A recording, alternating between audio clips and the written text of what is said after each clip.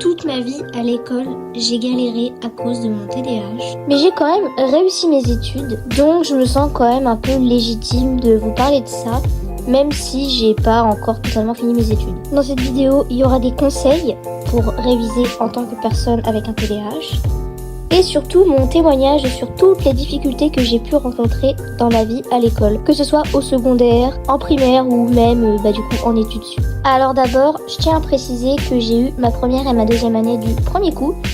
Je dis ça parce que je passe en troisième année, donc pour la troisième année je sais pas encore. Et tout ça parce que j'ai mis en place pas mal de stratégies de révision. Mais j'ai aussi mis en place pas mal de stratégies pour essayer de rester concentré.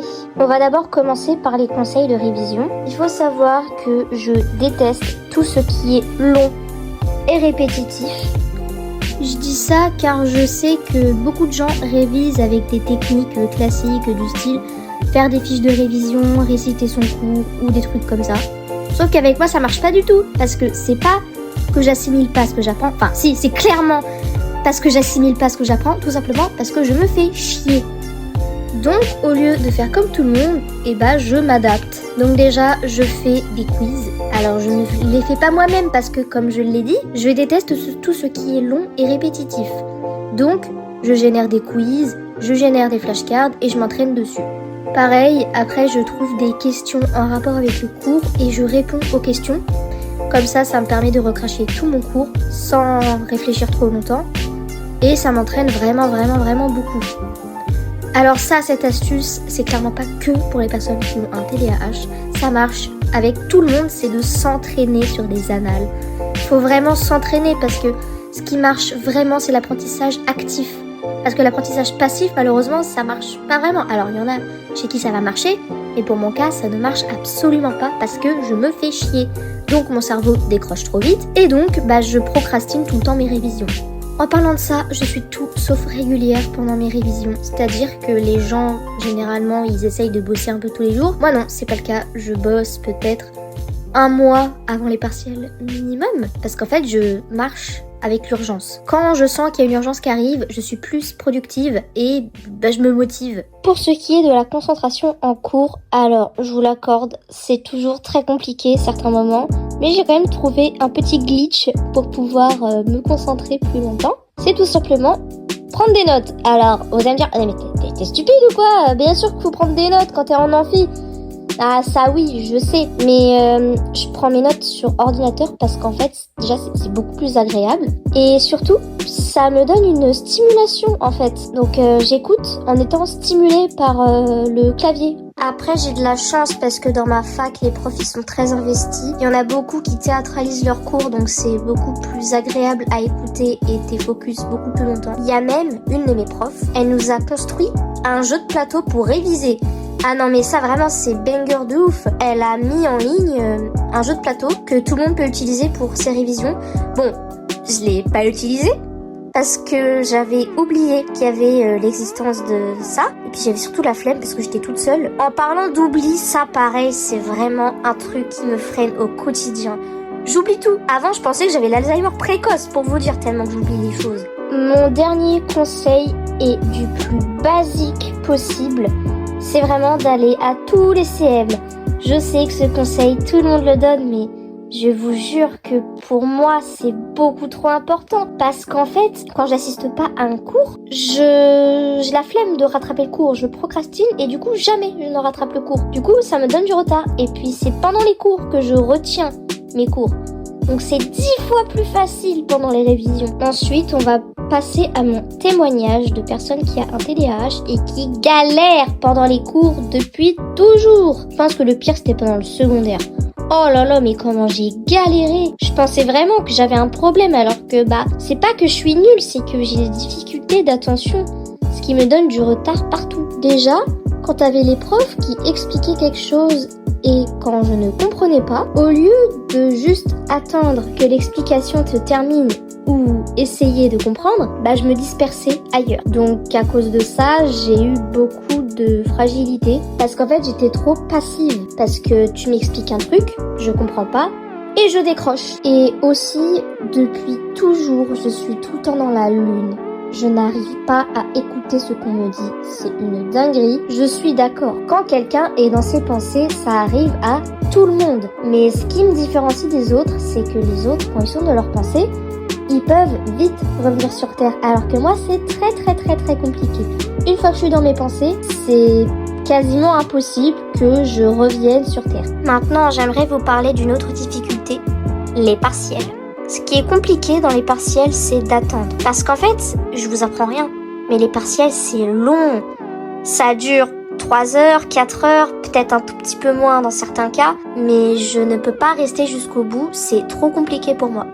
Ce qui fait que je suis généralement la première à sortir, tout simplement parce que je me dépêche de finir mon sujet, quitte à faire à l'arrache, parce que vraiment je vous jure que c'est insoutenable d'attendre. J'ai quand même de la chance parce que parfois je réfléchis vite, ce qui fait que je trouve très vite mes idées. Et en fait c'est compliqué aussi parce que je peux faire de l'hyperactivité mentale, c'est-à-dire que j'ai plein de pensées à la fois. Je vous accorde que quand je suis en épisode hypomaniaque, c'est pire, parce que oui, je suis bipolaire aussi. Mais bref, ce n'est pas le sujet. Donc, quand j'arrive devant ma copie, j'ai plein d'idées à la minute qui arrivent et je ne sais pas prioriser, je ne sais pas trier. Donc ma petite astuce, toute bête, c'est de noter absolument toutes mes idées sur un brouillon. Comme ça, ça me permet de faire le tri. Parce que je sais pas si c'est pareil avec les personnes qui n'ont pas de TDAH, mais c'est trop compliqué de faire le tri que dans sa tête. Bon, revenons sinon au partiel, au niveau de l'attente, parce qu'en fait, non seulement c'est beaucoup trop long, mais en plus ça me fait mal d'attendre parce que les chaises elles sont pas confortables et de devoir attendre, je vous jure que ça me fait mal. Après c'est pas parce que je sors très rapidement que ça influence mes notes, parce que par exemple en sociologie j'ai eu 13. Alors vous allez me dire oui t'aurais pu avoir plus quand même. En fait ça n'aurait rien changé si j'étais restée pendant les 4 heures, parce que je suis sortie au bout d'1h30. Parce qu'en fait, j'ai fait une consultation de copie et la prof, elle était impressionnée par mon sujet. Elle a dit qu'elle avait adoré ce que j'ai fait, que c'était une excellente copie, que je tournais trop autour du sujet et que c'est à cause de ça que j'ai eu 13. Mais de toute façon, si j'étais restée pendant 4 heures, ça n'aurait rien changé. Je n'aurais pas vu que je tournais trop autour du sujet. Il m'est aussi arrivé une autre situation extrêmement compliquée, c'était attendre d'entrer dans la salle des partiels. Il y a une fois, j'ai failli faire une crise d'angoisse à cause de ça, parce qu'en fait, ça faisait 1 heure que j'attendais debout, avec plein de gens à côté de moi, et en plus, je portais des talons, donc j'avais super mal aux pieds, donc on devait attendre. L'épreuve devait commencer à 16h, sauf que ça n'ouvrait pas, et je ne savais pas du tout à quelle heure ils allaient me laisser rentrer, donc déjà l'incertitude, ça me gênait beaucoup, et en plus de ça, attendre, c'est vraiment quelque chose qui physiquement me fait mal. Je pouvais même pas m'occuper, parce qu'en plus de ça, il n'y avait aucune connexion internet, j'avais rien pour me stimuler, j'étais dans une sorte de sortie sans issue. Franchement, c'était horrible, mais bon, on a fini par rentrer à 16h20. Ensuite, j'aimerais vous parler de la procrastination et des oublis. Je suis face parfois à ce qu'on appelle une paralysie exécutive. C'est-à-dire que tu as la motivation, tu as envie de faire quelque chose, mais ton corps est paralysé, il est comme bloqué. Et c'est pas la motivation qui manque, c'est vraiment démarrer l'action qui est extrêmement compliqué. Et c'est comme ça avec mes révisions, je me dis oh c'est le moment pour réviser, et je sais pas, il y a quelque chose qui me bloque. Après ça fait pas ça que avec les révisions, ça le fait avec plein de trucs, ça peut le faire avec des trucs que j'aime. Et il y a aussi un truc en rapport aux études où j'ai énormément de mal, c'est la lecture. J'arrive plus à lire en fait. Peu importe la taille du texte, j'y arrive pas, je décroche au bout de quelques lignes. Et quand j'arrive à me concentrer pour lire, j'oublie tout ce que j'ai lu. J'assimile rien quand je lis. Et c'est vraiment frustrant parce qu'il y a tellement de trucs que j'aimerais lire, mais je peux pas à cause de mon attention. Par contre, il y a une difficulté que beaucoup de TDAH ont, que moi je n'ai pas, c'est tout ce qui est retard. Tout ce qui est deadline, les trucs comme ça, je n'ai jamais eu de problème avec ça parce que je sais que je peux oublier de rendre un truc. Donc je me fous une pression monstre pour le rendre en avance. Ce qui fait que je le rends hyper en avance. Je peux rendre mes projets 2 semaines avant la deadline. Parce qu'en fait, je priorise que ça. J'arrive pas à prioriser les autres trucs, je priorise que ça.